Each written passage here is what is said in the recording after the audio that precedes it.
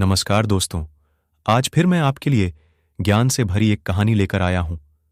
ये कहानी है गौतम बुद्ध और एक दुखी भिखारी के बीच की बुद्ध मॉरल स्टोरी, जिससे जीवन का बहुत अच्छा ज्ञान मिलता है।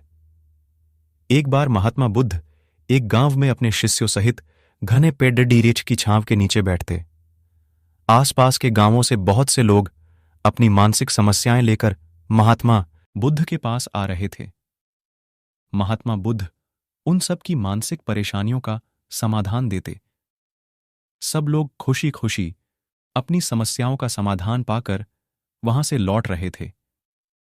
वहीं से कुछ दूर बैठा लोगों को बुद्ध के पास जाते देख एक दुखी भिखारी अपने भाग्य को कोसता हुआ यही सोचने लगा कि अभी कुछ देर पहले तो ये लोग दुखी मन से मुंह लटकाए उन महात्मा के पास गए थे, और अब इतना खुश होकर कैसे वापस लौट रहे हैं।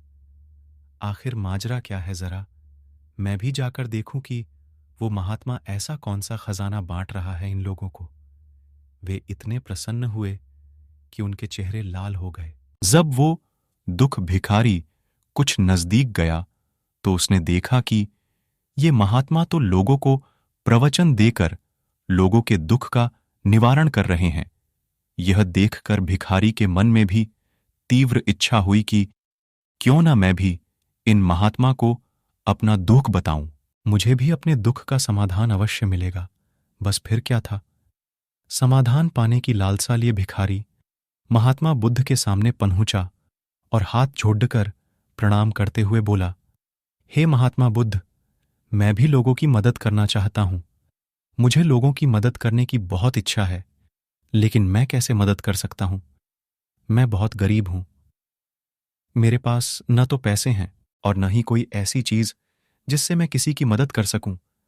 मैं कोशिश करने पर भी किसी की मदद नहीं कर सकता। मुझे भगवान ने इतना गरीब क्यों बनाया। हे महात्मा, मुझ पर कुछ कृपा करो। इतना बोलते हुए भिखारी रोने लगा। महात्मा बुद्ध बोले, आप बहुत अज्ञानी हैं, क्योंकि आप अभी तक इस भ्रम में जी रहे हो कि तुम्हारे पास कुछ नहीं, जबकि दूसरों को कुछ देने के लिए तुम्हारे पास बहुत कुछ है।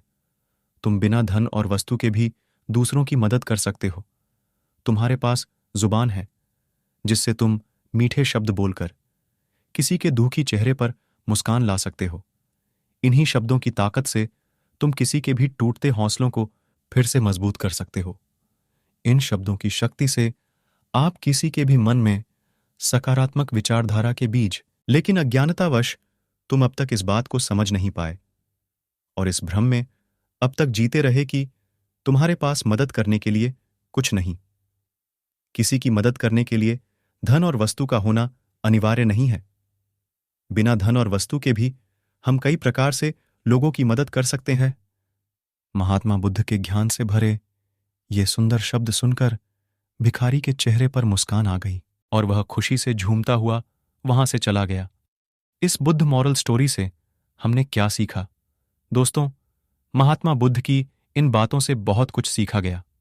आजकल बहुत से लोग यह सोचकर दुखी होते हैं कि मेरे पास ये नहीं है, बल्कि जो आपके पास है उसी में संतुष्ट रहना सीखें और बिना मतलब के लोगों की मदद करें। इन्हीं से आपको परम सुख की प्राप्ति होगी।